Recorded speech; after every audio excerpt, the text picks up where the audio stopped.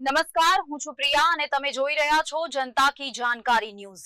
નજર કરીએ આજના સમાચાર। ખાંભા તાલુકાના ડેડાણ ગામે પોલીસની મીઠી નજરે દારૂની રેલમછેલ, ખુલ્લેઆમ દારૂનું વેચાણનો વિડીયો થયો સોશિયલ મીડિયામાં વાયરલ।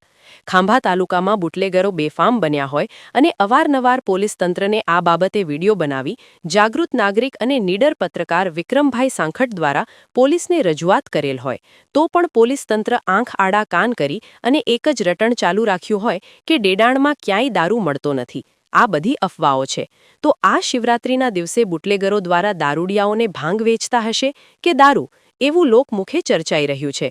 પોલીસ તંત્ર શું અજાણ છે કે પાર્ટનર? ખાંભાની હફતાખોર પોલીસ આ બાબતે પગલાં લેશે કે કેમ તે મોટો પ્રશ્ન છે। રિપોર્ટ ખોડુભાઈ બાંભણિયા, ખાંભા।